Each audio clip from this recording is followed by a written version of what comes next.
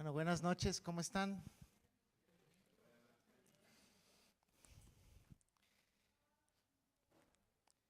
Hay un puerto en el país de Canadá, un puerto en el Atlántico que se llama Halifax.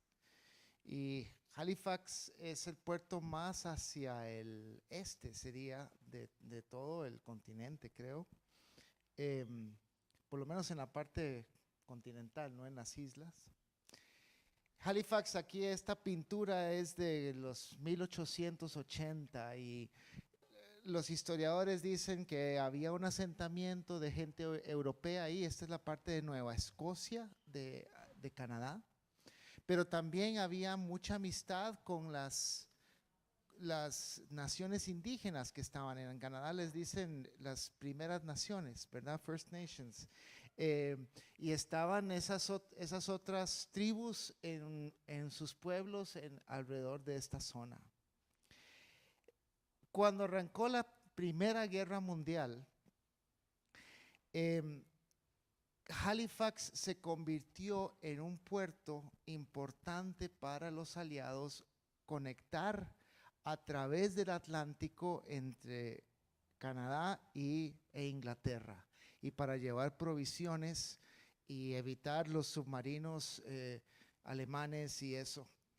Y en diciembre del 1917, hace 102 años casi, hubo un desastre. Eh, Habían dos barcos que estaban llevando provisiones. Uno estaba cargado de grano para llevar a Bélgica y otro estaba cargado de explosivos para llevar a los que estaban en el frente en Francia.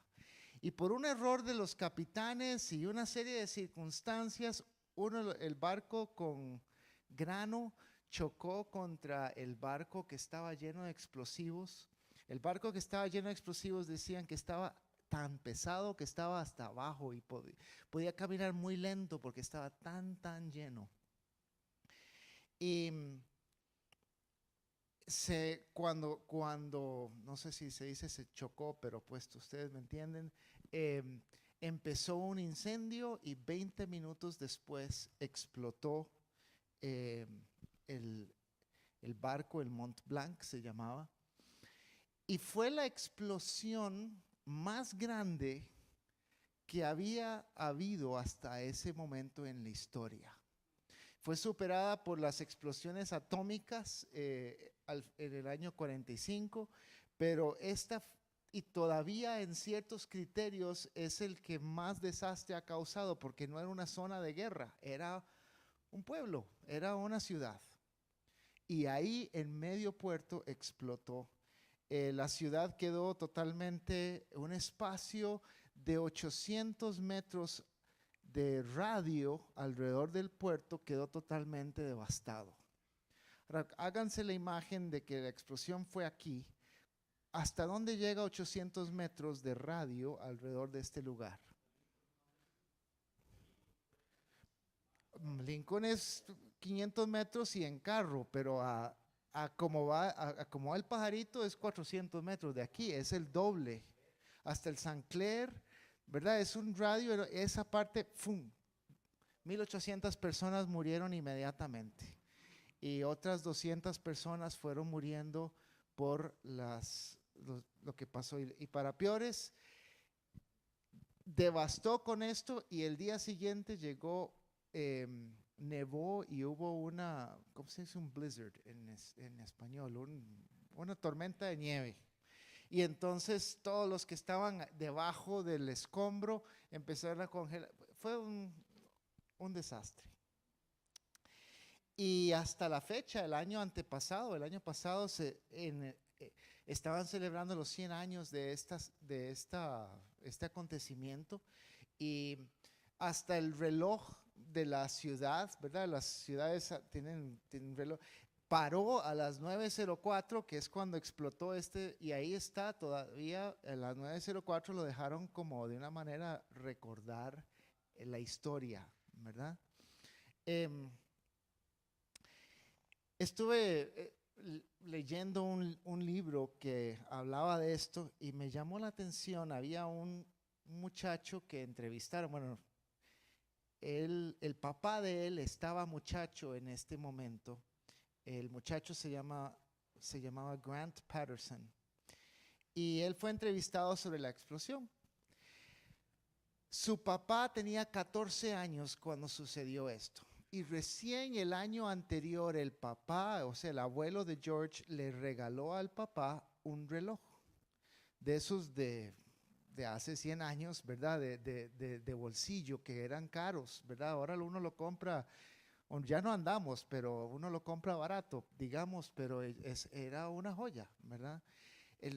Entonces el abuelo le había comprado al papá eso, pero el del papá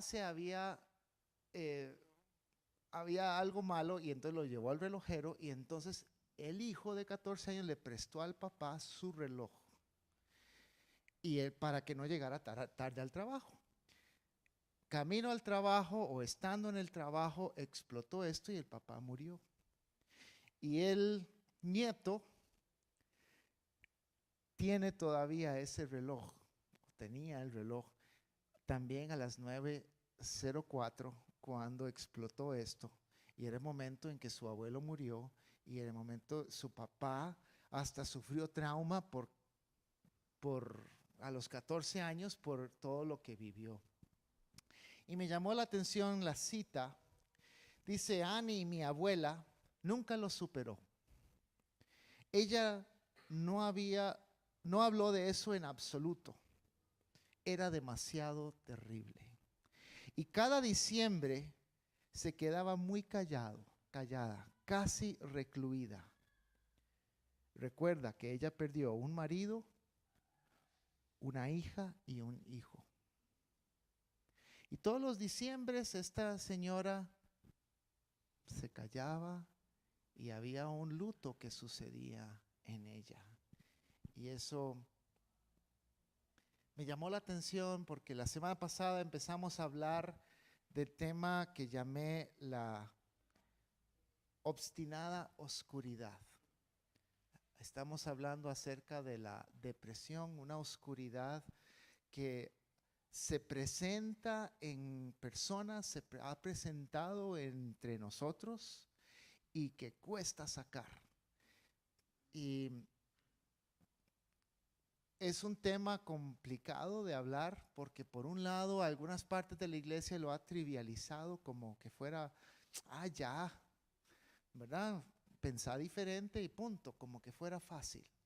Y por otro lado hay que dar esperanza porque Cristo sí da esperanza y hay esperanza en la palabra y hay esperanza en un Dios que sí cambia nuestro lamento en baile como cantamos al principio de esta misma celebración.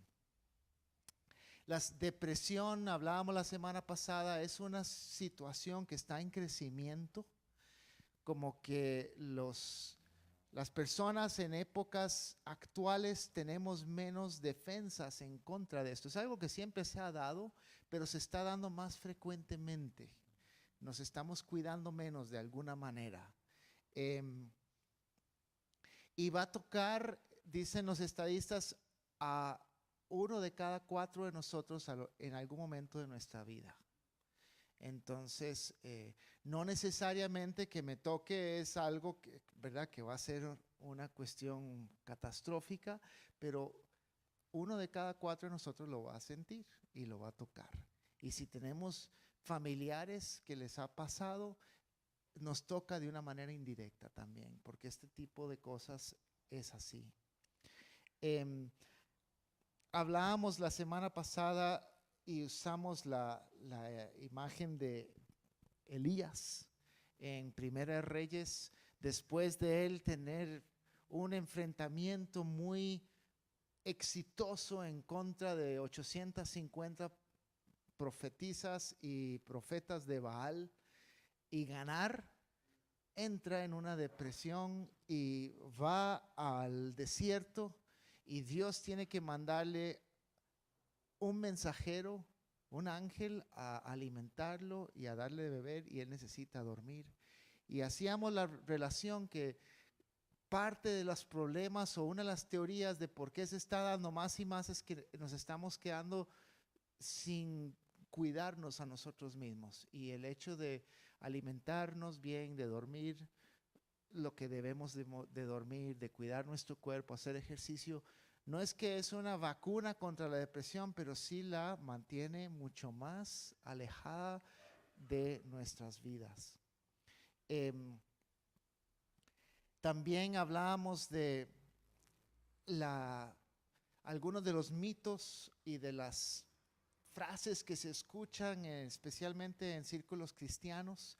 Decíamos que es difícil tener depresión y es más difícil si eres cristiano con depresión, porque la gente dice que no tienes fe, que no le estás creyendo a Dios, que no crees sus promesas, que, ¿verdad? Tienes que acudir a psicólogos y psiquiatras y puedes acudir al Rey de Reyes. Y aunque esas frases en parte tienen razón, pero en parte también son carentes de sabiduría, porque a veces necesitamos de apoyarnos de otra manera. A veces ocupamos terapia física, ¿verdad, Jan? A veces ocupamos un masaje, a veces ocupamos un médico que nos cuida el corazón, que nos, ¿verdad? Y uno acude a estos profesionales. ¿Por qué no podemos acudir a los profesionales que también tratan con nuestras emociones y nuestro corazón? Entonces se vuelve más complicado y hay como un tabú, y eso es parte de lo que es difícil.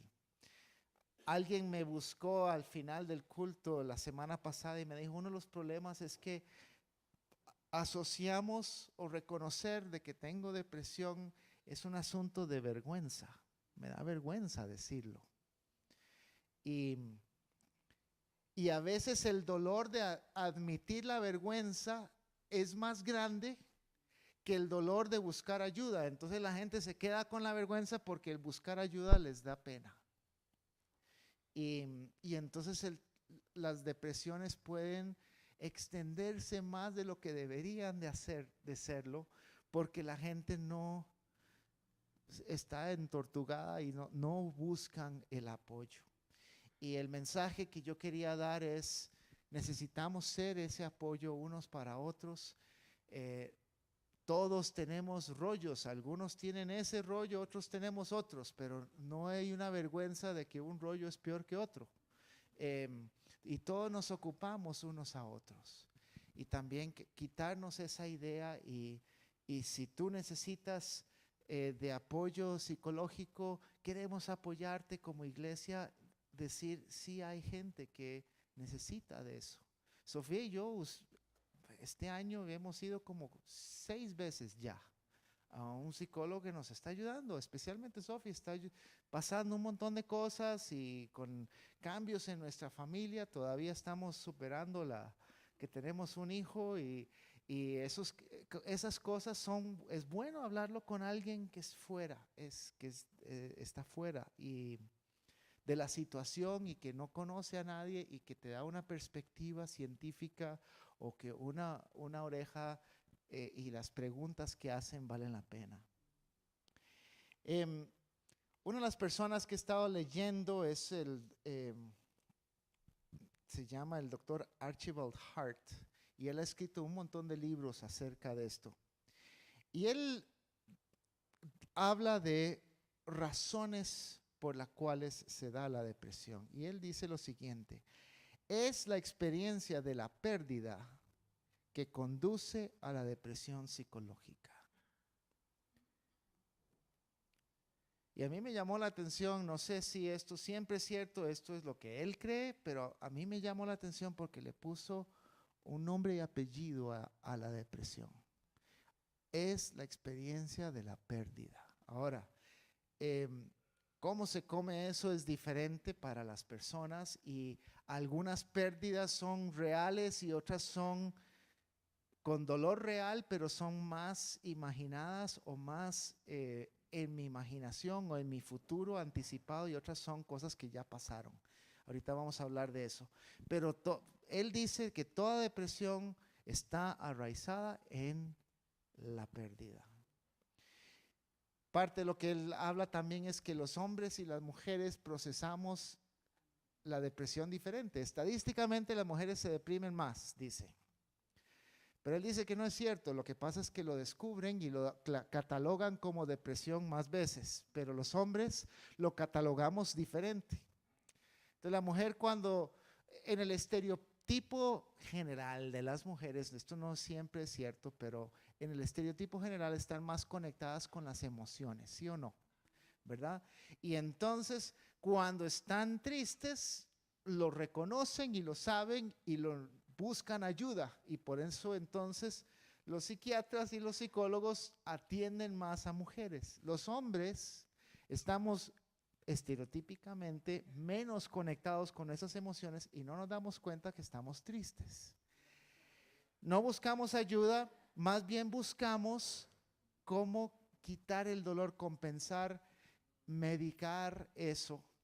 Y hacemos cosas, entonces él dice, en vez de llorar, vemos una película. En vez de insomnio, nos levantamos a ver internet, a surfear. En vez de estar fatigado, vamos a jugar golf. Eh, en, en vez de sentir, hacemos algo para no sentir. El año pasado que muchos de nosotros varones estábamos haciendo un programa que se llama Vencedor, aquí acerca de la pureza sexual, eso es lo que hablaba él. Y él decía, muchas veces buscamos la pornografía no porque queremos, porque inmediatamente nos sentimos peor, pero es para medicar el dolor, para quitar, en vez de sentir, vamos a excitarnos un toque y a quitarnos, a medicarnos, o meternos en el alcohol o en la ira o en cosas de ese estilo, y esa es la manera en que muchos varones enfrentamos esas emociones y la depresión. Me llamó la atención y fue como, ok, ayudarme a mí a darme cuenta cuando yo estoy tratando de medicar también y de no sentir, en lugar de ir a Dios con mis sentimientos y buscar la sanidad que Él trae. Ahora una pregunta que, si esto es cierto lo que dice el doctor Archibald Hart, ¿desde cuándo estamos experimentando pérdidas? Desde siempre. Desde siempre. El libro dice, desde el momento que naciste, perdiste la comodidad del vientre y la seguridad del vientre. El cordón umbilical y el calor, ¿verdad? Salimos del kinder y perdemos, cuando nos meten en la escuelita, perdemos nuestros amiguitos o la niña que queríamos como una mamá. Cuando salimos de la adolescencia, perdimos esa libertad de estar sin preocupaciones. Y ya en la adultez tenemos que preocuparnos por la plata y las cosas y la seguridad, ¿verdad? Cuando administramos el dinero, ya grandes, de repente hacemos malas inversiones y perdemos plata. La pérdida es algo que nos pasa. Y ya conforme pasamos los años y las décadas, perdemos un poco la vista, no escuchamos bien, nos duele, ¿verdad? Hasta que perdemos la vida. En un sentido es una óptica un poco oscura, pero estamos perdiendo desde el puro principio, ¿verdad? Entonces, procesar la pérdida debería de ser algo natural o algo que podemos hacer. Lo que pasa es que no siempre es así. Y hay algunas pérdidas que son enredadas. Y entonces vamos a hablar de eso ahorita un poquito más. Se supone, los psicólogos dicen que el proceso de duelo debería ser ¿verdad? ¿Cuántos han visto estas etapas de crisis, negación, rabia, depresión y plum, aceptación y después un diamante en aprendizaje, ¿verdad? Y a veces pasa así. Y tal vez muchas veces pasa así. Pero a veces es más complicado que esto. Y dicen que no son estas etapas, sino más bien estos son como postes y pasas como en una mesa de billar entre los postes. De repente te da rabia y después estás en negación otra vez y después te regresas a la rabia y pasas a la tristeza y pasas dando vueltas por estas estaciones y a veces cambias de día a día de una estación a otra en ciertos tipos de duelo. Entonces, no es tan fácil, la pérdida es a veces más difícil de procesar. Y entonces, vamos a hablar hoy en la Biblia, en esta serie, el tema de hoy se llama, Noemí dice, llámame amargura. Y vamos a ver un personaje en el libro de Ruth llamado Noemí, cómo ella procesa la pérdida de lo que pasa y lo que Dios hace en ella. Entonces vamos a pedirle al Señor que nos ilumine la escritura hoy y conforme conversamos y pedirle al Señor su poder también y que Él nos hable. Señor, gracias te damos. Estamos aquí para escuchar tu voz, Señor, y abrimos tu palabra, Señor, para escuchar de ti. Y yo te pido que tu Espíritu Santo venga a abrir nuestro entendimiento, abrir nuestros corazones, abra mi boca, Señor, para hablar las cosas que vienen de ti, Señor. Gracias te damos en el nombre de Cristo. Amén.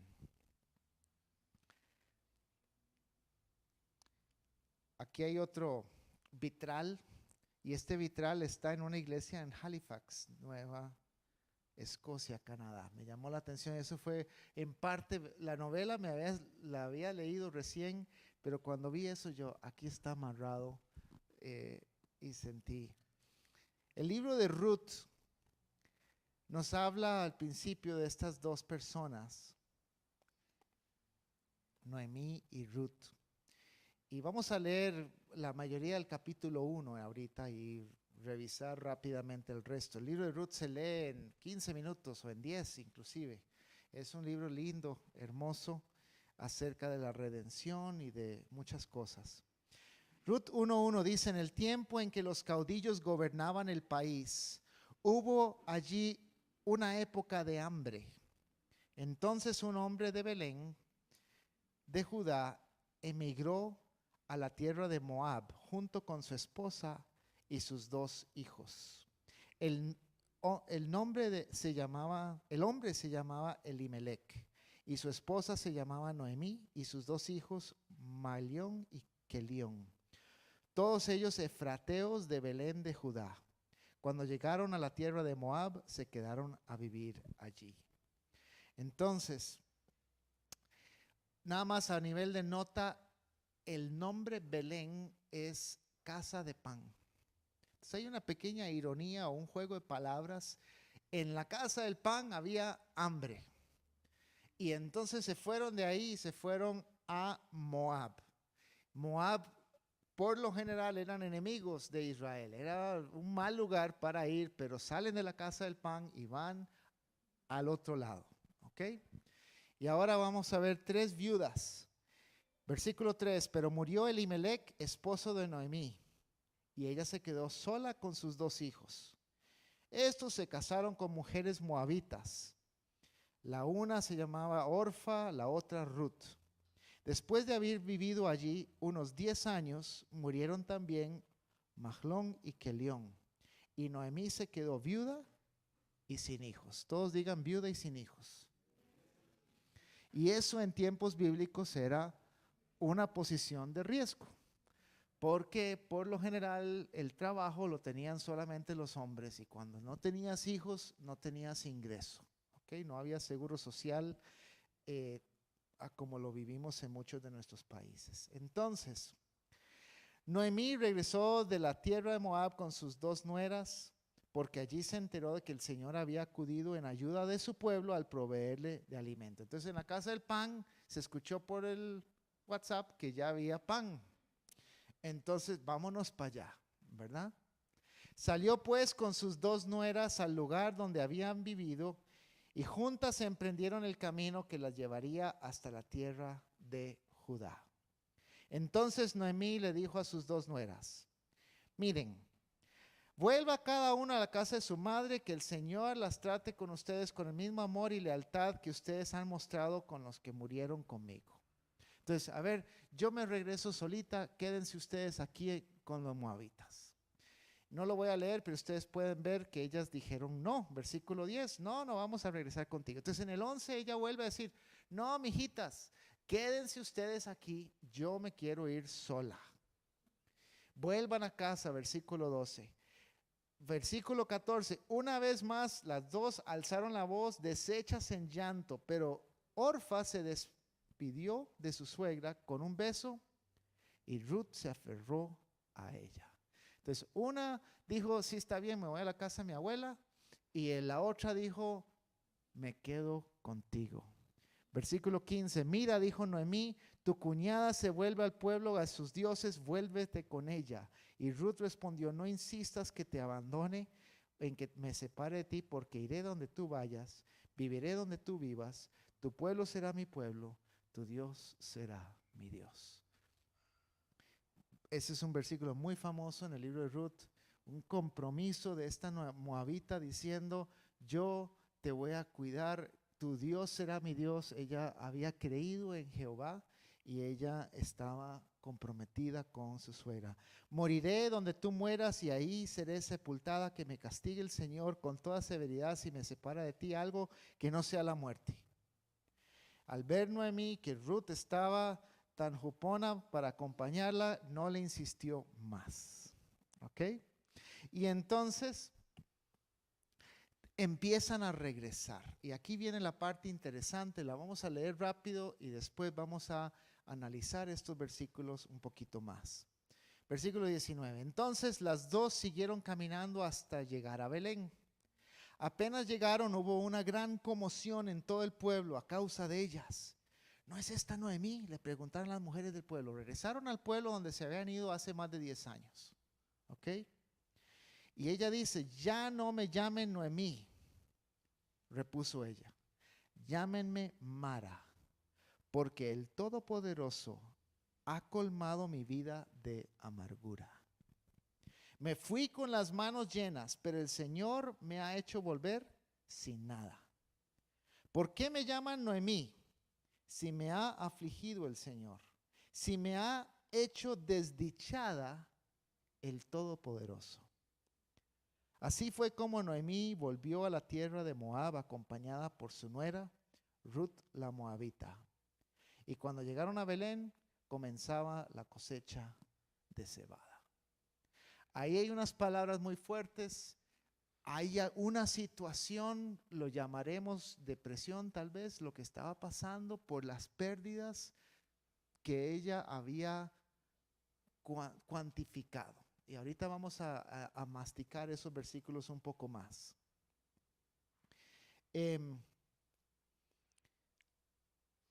Versículo 19. Cuando llegaron a Belén de regreso, después de 10 años, habían señoras ahí que reconocieron a Noemí, pero ¿la reconocieron o no la reconocieron? Además, ¿será esta Noemí? Se envejeció mucho en estos 10 años. Se ve muy triste.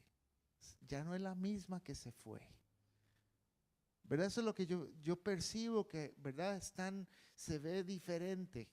¿Ok?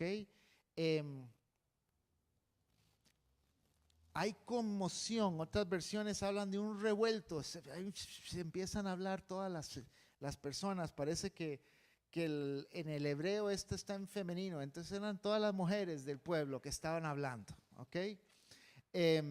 Se alborotó. Pero me encanta cómo dice la Reina Valera, dice, se conmovió el pueblo. Porque eso me hace pensar cuando Jesús tuvo compasión y cuando uno se conmueve al ver el sufrimiento de otra persona. El pueblo se conmovió con ver a Noemí regresar de la manera en que ellos lo estaban viendo. Y hubo un mover en ellos, ¿ok? Y entonces ella dice, ya no me llamen Noemí. El nombre Noemí significa placentera. Llámenme Mara, que significa amargura. ¿Se acuerda cuando el pueblo de Israel estaban llegando hacia la tierra prometida y llegaron unas aguas amargas? Se llamaban Mara, aquel laguito. Y después Dios mandó un árbol que lo endulzara e hizo el milagro. Pero llámenme Mara, llámenme salada, diríamos en Costa Rica cuando yo era chiquillo, ¿verdad? Soy salada, soy salado. Me fue mal. No me llamen dulce, soy salado. Ya no hay placer en mi vida. Placentera no soy. Soy quebrado, salado, amargo. No hay sabor en mí. Eso es lo que ella estaba, ¿verdad? Si uno medita en lo que ella está diciendo y en el juego de palabras que hay aquí, es fuerte el cambio. Ya no me llames dulce, ya no me llames placentero. Soy salada, soy amarga. Y después dice el Todopoderoso. Ahí la palabra es el Shaddai. Es el nombre de Dios. El Shaddai ha colmado mi vida de amargura. Había una amiga de la familia. A veces uno dice aquí, ¿cómo estás? Ay, como Dios quiere. Pero había una amiga de la familia que usaba eso de manera negativa. Aquí, como Dios quiere. Y era la idea de que, ¿verdad? No puedo hacer nada. Estoy mal. Me duele, ando sin plata, mis hijos no me... Aquí como Dios quiere. Así es como ella lo habla. Y más o menos es esa actitud lo que tiene Noemí en este pasaje, ¿verdad? Y después 21, este está súper interesante. Dice, me fui con las manos llenas, pero el Señor me ha hecho volver sin nada. Pregunta, ¿es cierto que se fue con las manos llenas? Con marido y hijos, pero con hambre. O sea, nos muestra un poco cuando estamos en una depre, no vemos toda la verdad, vemos la parte que nos conviene de la verdad. Y es cierto, ¿verdad? Ella tenía marido e hijos que se fue y se acuerda, pero por algo se fueron de la casa del pan. Y ese dato ya no en el reclamo no sale. Y eso nos pasa. Y le pasa a la gente que está tropezada en la obstinada oscuridad, de que ven la vida a través y filtran la narrativa únicamente contando. Es como los abuelos de uno, ¿verdad? ¿Cómo eran los tiempos antiguos? Y todo es, lindísimo, ¿verdad? Color de rosa, ¿verdad? Y a veces mi esposa y yo vamos a visitar a la abuelita de Sofía. Y la abuelita de Sofía tiende a la depresión y tiende a ser muy negativa. Y la verdad, siempre está reclamando las cosas y ella quisiera ser jovencita y bueno. Y yo lo que hago es preguntarle de sus tiempos en Nicaragua de chiquilla o cuando estaba de joven en Brasil y empieza como que se alegra y se le olvida y habla del pasado todo lindo, ¿verdad? Y así por lo menos Sofi y yo pasamos esa hora y media mucho mejor que cuando la escuchamos quejarse del presente. Y a veces ese es el filtro que tenemos cuando estamos ahí, ¿verdad?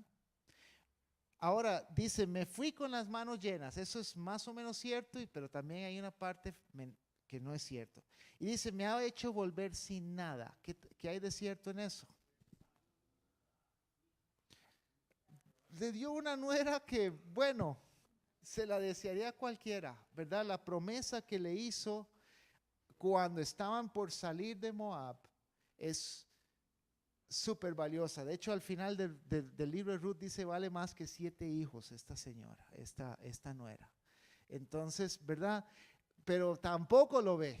Y eso también le pasa a la gente que está consumida en la obstinada oscuridad, que tampoco cuantifican ni ven lo que traen, ¿verdad? Y es parte de la narrativa que se comunica.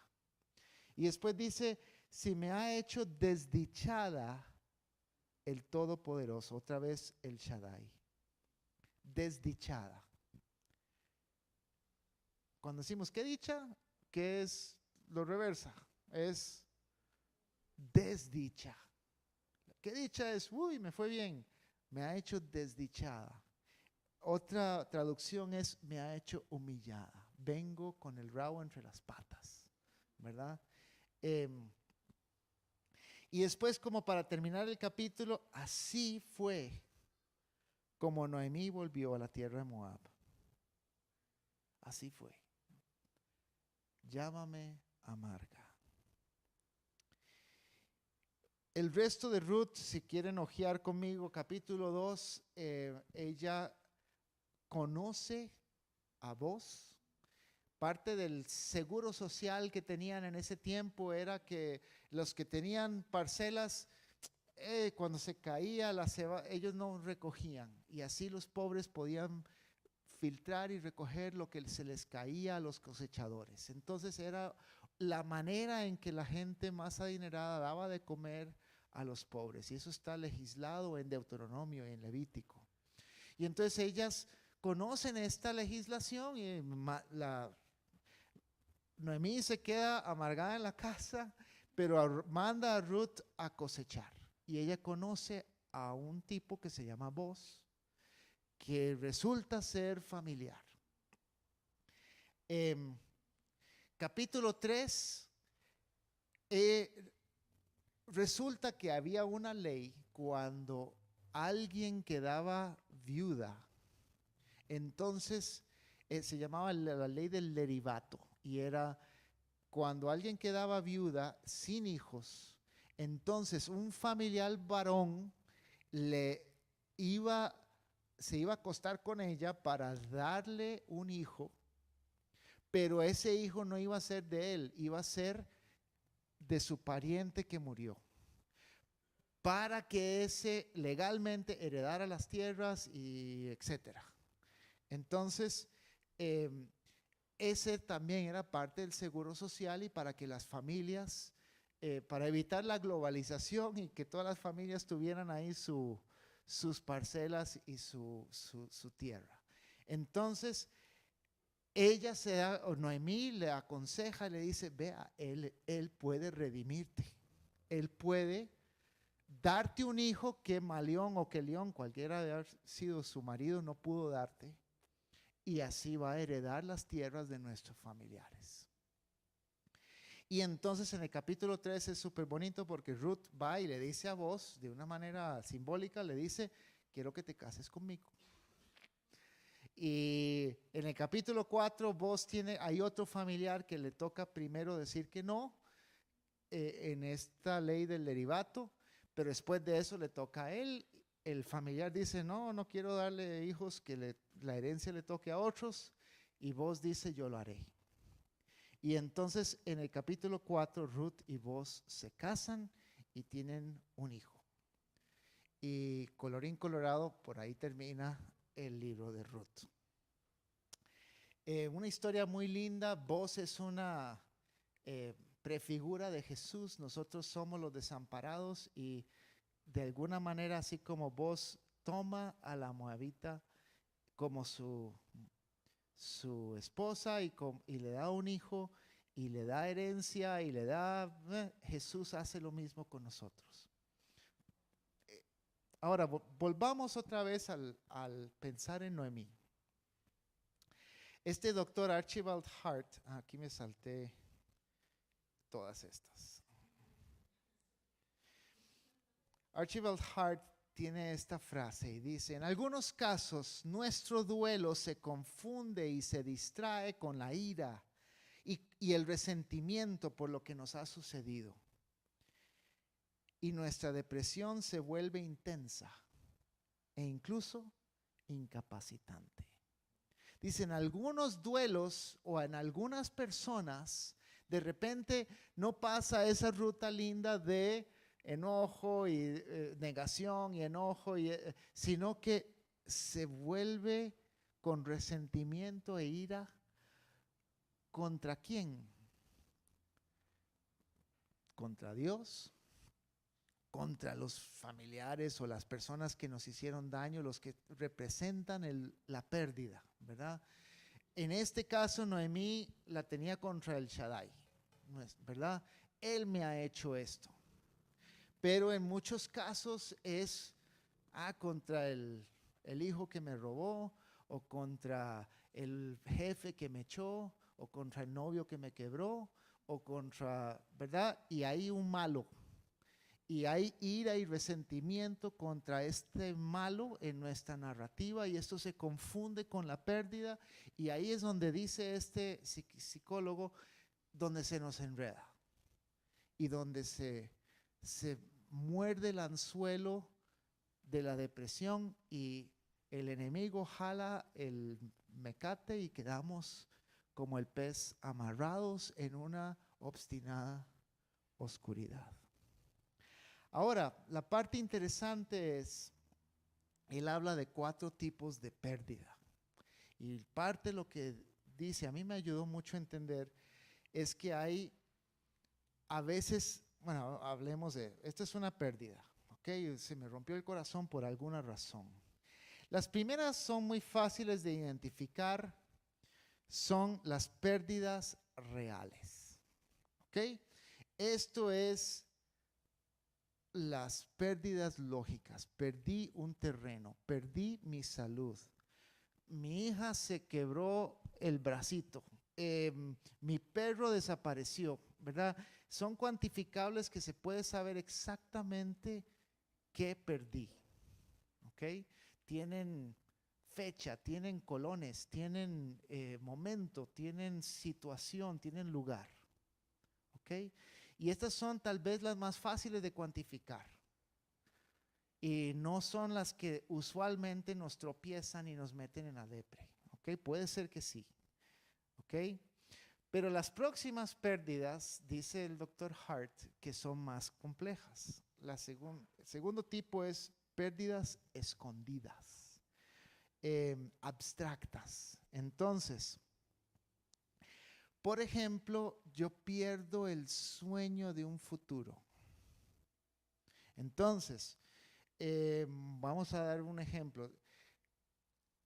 Yo quería casarme con una novia, ella me quebró, y yo me imaginaba viviendo en la finca del Tata. Y entonces perdí el noviazgo, pero mi sueño era hacerme azucarero, ¿verdad? Porque el Tata era su, ¿verdad? Y ahí hay algo abstracto, no es algo que perdí, es algo, una oportunidad, un sueño, una idea que perdí. Pero el duelo que se está viviendo esta persona es verdadero. Es un duelo auténtico, un dolor verdadero, pero para algo abstracto que no necesariamente ha realmente sucedido, ¿ok? Por eso son más difíciles de cuantificar. Perdí el amor y el respeto de alguien. La realidad existe en nuestra mente.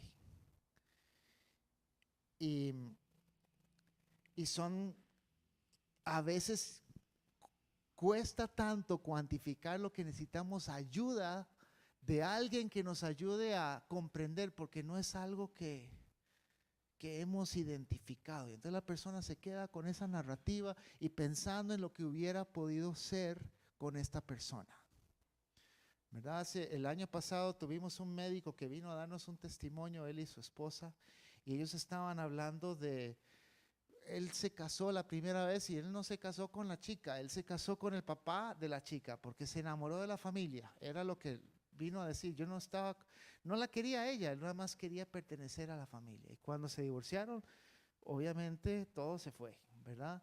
Y es este tipo de pérdida escondida, pérdida difícil de cuantificar. Tercer tipo de pérdida que dice el doctor Hart son las pérdidas soñadas. ¿Ok? Esto es parecido al escondido, pero es un toquecito diferente. Ese está en la imaginación.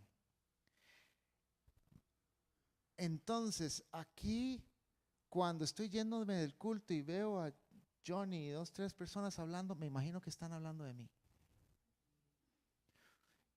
O no me saludó y es que esta Alejandra está enojada conmigo. Y ya me voy con eso en la mente.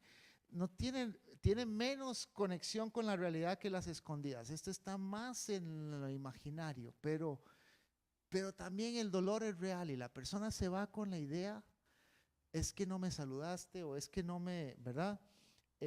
A ver, el jefe escogió a otro para continuar el proyecto. Hoy debe ser que, y me imaginé un montón de rollos que no necesariamente el jefe simplemente, ¿verdad? Johnny, termina esto, en vez de decirle a Noah que lo termine. Y no es por nada más allá, es más soñado. Pero la persona se va con la idea y es una pérdida que andan masticando y anda doliendo y andan llorando y los tiene en la cama y sin ganas de vivir y sin, toda la oscuridad obstinada. ¿Ok? Y el cuarto son pérdidas potenciales. Esto es algo más en el futuro, no tanto algo que acaba de suceder o en el pasado, es más, uy, ¿qué va a pasar en el futuro si esto sucede? Entonces, ¿qué pasa si mamá se muere? O si, ¿verdad? ¿Qué pasa si la economía no sé qué? ¿Qué pasa si la empresa con la que trabajo pierde la cuenta más grande? Entonces me van a tener que echar. Y anda pensando en el, ¿verdad? Es como un dominó de un par de cosas que podrían pasar y esto es incapacitante. ¿Ok? Totalmente en el futuro, unas posibilidades. Todavía sigue siendo posible, hasta probable algunas, pero para la persona es como que ya hubieran sucedido. Y entonces sería, no sé, ¿verdad? Conozco una persona que está mal en su matrimonio, pero ¿qué pasa si mi esposo muere? No tengo con qué vivir. Y anda, ¿verdad? Anda con esa imaginación y anda cuidándolo para que no se enoje, para que no le dé el derrame, ¿verdad? Y es un montón de cosas que no han pasado, pero es para evitar. Y el dolor es auténtico. ¿Ok? Entonces este psicólogo habla de estos 4 tipos de pérdida. Y dice, a veces necesitas identificar el dolor que tienes, qué tipo es para empezar, para entregarlo al Señor. Ahora, no quiero trivializar. Yo entiendo que la oscuridad obstinada es obstinada. Y no es como, escuche esta charla y identifique cuál es, o las 2 o 3 y 0, ¿verdad? Pero sí me ayuda a identificar. Esas son cosas que no han pasado. Esto es una cosa que imaginaria, esto es algo escondido o esto es algo real. Y ayuda a cuantificar eso. Ahora, él mismo da un ejemplo. Parece que cuando su hijo estaba chiquitín, él lo dejaba en la escuela. Y siempre su hijo se iba y lo último que hacía para entrar es, adiós papi. Y era una conexión muy linda con el hijo. Y todo iba colorín colorado hasta que el hijo llegó a la secundaria. Y el primer día de la secundaria resulta que el hijo no se volvió y entró. Y él ya había pasado un par de depresiones y él sabía que esta tristeza que él sentía tenía patas. Y entonces trata de identificar la pérdida. ¿Ok? Y esto nos ayuda para entender. En la pérdida real es, mi hijo está creciendo. Eso es lo único realmente que ha pasado. ¿Cuánto les ha pasado aquí? Veo una mamá que algo, ¿verdad? Ok. Pérdidas escondidas es, perdí intimidad con mi hijo. Ya no tengo esa intimidad, representada por el saludo. La pérdida soñada es, ay, mi hijo no quería saludarme, ¿verdad? Está enojado conmigo, y no, ¿verdad? Un montón de cosas que no son ciertas. Y la pérdida potencial es, ay, que sus amigos van a ser más importantes que yo, ¿verdad? Es un montón de cosas en el futuro y ahora ya no me va a respetar, y ya, ¿verdad? Ya no, cuando tiene problemas no me va a escuchar y ya se imaginó un montón de cosas en el futuro. ¿Ok? Entonces, ahora lo que quiero que hagamos, vamos a hacer grupitos de 2 o 3 personas y tratar en estas 4 categorías de identificar en la vida de Noemí, en el capítulo que leímos, al menos 2 o 3 pérdidas que tal vez Noemí pudo haber identificado en cada una de esas categorías. Entonces, 3 reales. Eso es fácil. Quedé viuda, quedé sin hijo y quedé sin el otro, ¿verdad? ¿Verdad? Tuve que vivir 10 años fuera. Hay un par de pérdidas reales que ella tuvo, ¿verdad?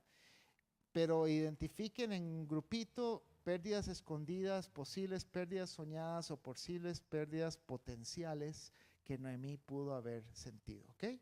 Entonces reúnanse en grupos de 2 o 3, de 3 o 4 personas y tomen unos minutos y vamos a escuchar a ver qué pérdidas tratamos de imaginarnos para Noemí.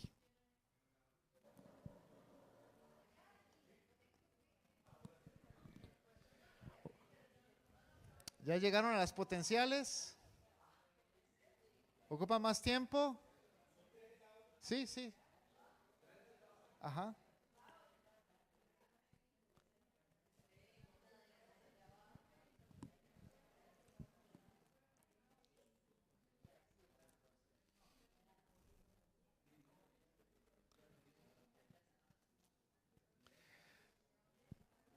Ok, ¿cuáles son algunas pérdidas escondidas que tal vez Noemí pudo haber identificado? Ok, ahora estoy entre las viudas y huérfanos, ¿verdad? Sí, estoy en esa clasificación. La clase social cambió, ¿ok? Ajá. ¿Qué más? La situación económica. Ahora estamos recogiendo lo que sobra de las cosechas. Eso es un cambio de estatus. Ajá. ¿Qué más? Dios no me quiere. Ah, sí, sí, ¿verdad? Ese terreno antes era de tu tata. Eso era mío. Ahora quién sabe quién está metido ahí, ¿verdad? Sí, esa es la pérdida real, tal vez. Ajá. La ilusión de vivir, ¿ok? Bien, ese es escondido, ya no tengo ganas, ¿ok? ¿Qué son algunas pérdidas soñadas? Esto es menos conexión con realidad, se está imaginando cosas. Ajá.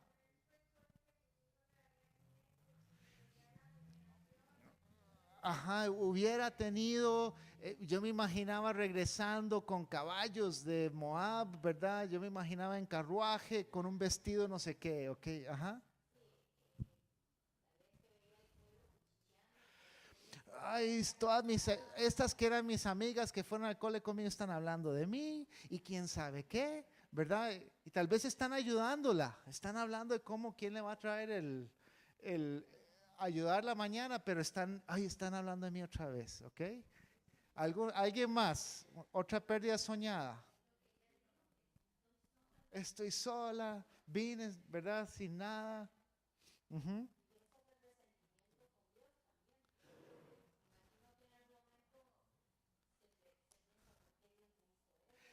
¿Por qué me llamé Noemí? Ahora, ¿verdad? Quiero cambiarme de nombre, pero, ¿verdad? No tengo plata para pagar el cambio de nombre. Pérdidas potenciales. Esto es algo en el futuro que no ha pasado, pero que tal vez pase. ¿Qué podría estar metido en la mente de Noemí? La soledad, ¿voy a morir sola? Sí, ahora en el capítulo 1 ya ese es porque uno sabe el final de la historia, pero al principio, ay, ¿y qué pasa si ella se regresa a Moab? Se va a cansar de estar conmigo, voy a quedar sola, voy a estar con hambre, ya estoy vieja para estar recogiendo, ¿verdad? Y anda imaginándose eso. ¿Qué más podría ser? ¿Quién me cuidará en mi vejez? No tengo a nadie, ¿verdad? Ajá. ¿Ok? Son pérdidas potenciales. ¿Ven el valor de lo que está pasando? Y todo esto, los seres humanos nos creemos estas cosas. Y esto nos tira a la obstinada oscuridad. Ahora vean qué bonito que es Dios. Vayan conmigo a Ruth capítulo 4. Al final del libro de Ruth hay una genealogía. Em, Versículo 3, 18 sería. Así que vos tomó a Ruth, se casó con ella. Cuando se unieron, el Señor le concedió quedar embarazada, de modo que tuvo un hijo. Las mujeres le decían a Noemí: alabado sea el Señor, que no te ha dejado hoy sin un redentor, que llegue a tener renombre en Israel. ¿Quién? El hijo, ¿ok? Que sea famoso tu hijo. Ok, pero ¿quién tuvo el hijo? Ruth, pero están hablando de Noemí. Es interesante, ¿verdad? No están hablándole a Ruth, están diciéndole a la abuela: Dios te ha redimido, se ha acordado de ti. Entonces, las amigas están dándose cuenta que la redención no es solo para Ruth, es para Noemí, ¿ok? Y se vuelve más complicado a ojos nuestros. Este niño renovará tu vida, te sustentará en la vejez, porque te lo ha dado a luz tu nuera, que te ama y es para ti mejor que 7 hijos. Entonces las amigas del colegio están hablándole verdad a esta cuando Dios se acordó de ella, y le están ministrando algunas de estas pérdidas potenciales. Y vean lo que dicen. Noemí tomó al niño y lo puso en el regazo, lo puso en su regazo y se encargó de criarlo. El niño creció con la abuela. ¿Ok? Las vecinas decían: Noemí ha tenido un hijo. Fue Ruth la que tuvo el hijo, pero Noemí ha tenido y lo llamaron Obed. Las vecinas le pusieron el nombre. Raro, ¿ok? Obed significa siervo de Dios. Siervo de Dios. Este fue el padre de Isaí, padre de David. David fue el mejor rey que tuvo Israel. Y ahí hay una historia de redención linda. Entonces aquí hay, esto es en Mateo capítulo 1, se da la genealogía de Jesús. Y hagamos zoom aquí. Pero ahí vemos en esta parte, Boz se casó con Ruth y tuvo a Obed, es lo que acabamos de leer, que fue el padre de Isaí, padre de David. Entonces, Noemí, ¿qué es de David? ¿O qué fue de David? Bisabuela. Bisabuela del mejor rey que tuvo. Sí. Y está en la genealogía del Mesías. Eso es lo lindo. Aquí están, hay 4 mujeres en esta genealogía. Tamar, una historia de redención también. Génesis capítulo 21, algo así es. Rahab, ¿quién era Rahab?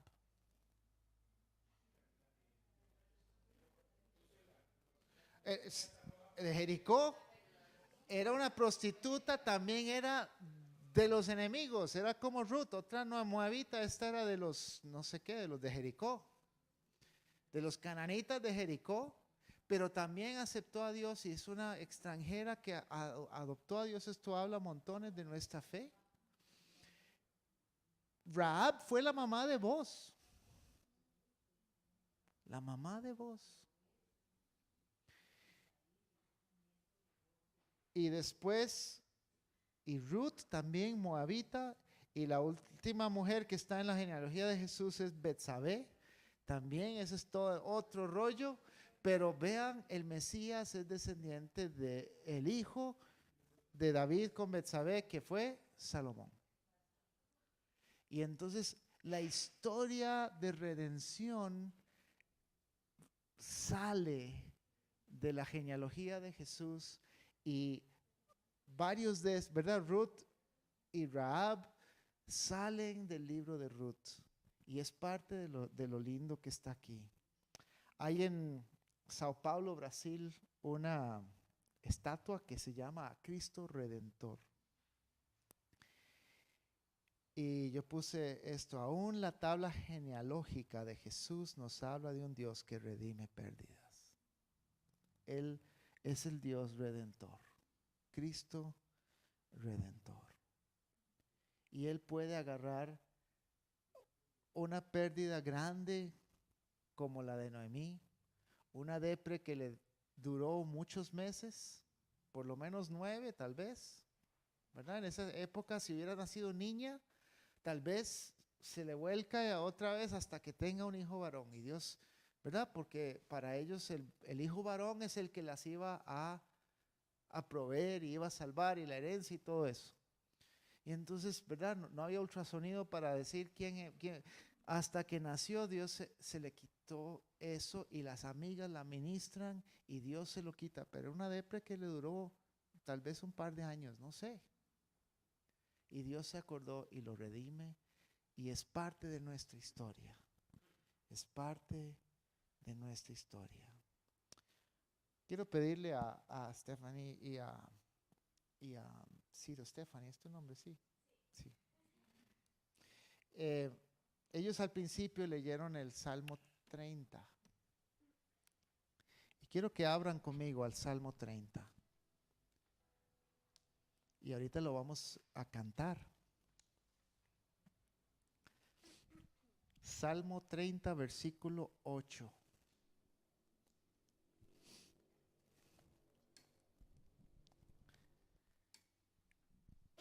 Dice: a ti clamo, Señor soberano, a ti me vuelvo suplicante. Te suplo, Señor, por favor, respóndeme, dice. Versículo 9. ¿Qué ganas tú con que yo muera? Con que descienda yo al sepulcro. ¿Acaso el polvo te alabará o proclamará tu verdad? Es una manera rara, pero el salmista está diciendo: Señor, si yo me muero no te voy a poder alabar, pero si tú me sacas de esta, te voy a dar alabanza. Y el Señor saca al salmista de eso. Y dice, versículo 10, oye Señor, compadécete de mí, sé tú Señor mi ayuda. Otra vez suplicándole al Señor, contéstame. Y yo me imagino que entre el versículo 10 y el versículo 11 hay tal vez algunos meses de el Señor ministrando y contestando, pero el Señor trae la contestación y dice: convertiste mi lamento en danza, me quitaste la ropa de luto, de pérdida, y me vestiste de fiesta. ¿Para qué? Para que te cante y te glorifique y no me quede callado. Señor mi Dios, siempre te daré gracias, siempre te daré gracias. Te daré gracias en las malas y en las buenas. Lo cantamos también hoy. Aunque camine por el valle de sombra y de muerte, no me dejarás. Y aunque esté en lo máximo, también no me dejarás. Pero Él es el Dios que cambia nuestro lamento en danza. No trivialicemos esto como: ay, ya, quítate eso, ¿verdad? Cambia tu lamento, quítate esa ropa de luto. Seamos sensibles con las personas que están en la obstinada oscuridad. Pero nuestro Dios sí redime, y redime todas las oscuridades y las convierte en danza realmente. Amén. Pongámonos de pie y vamos a cantar esto juntos.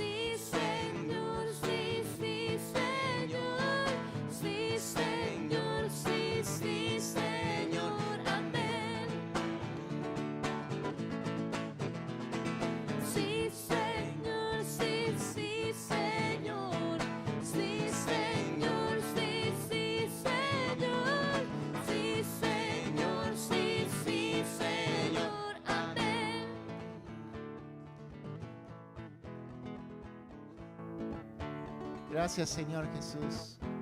Gracias porque tú eres Cristo Redentor.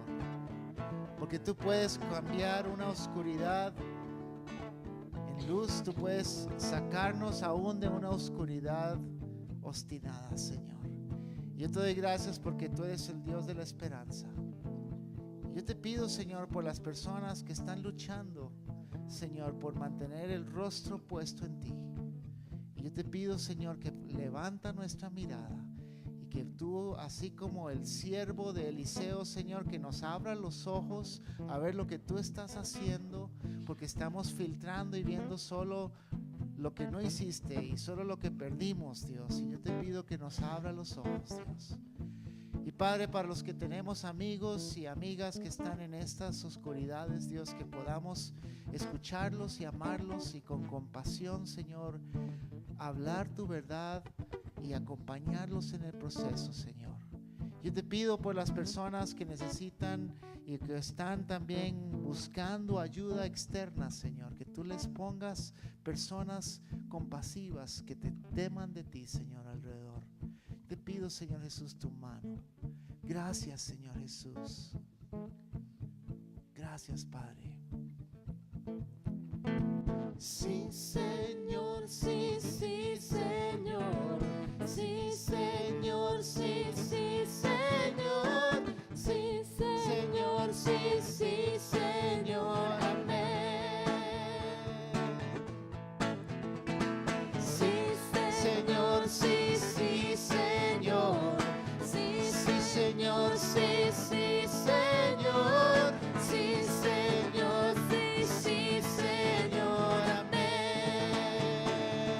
Sí, Señor, amén. Sí, Señor, amén.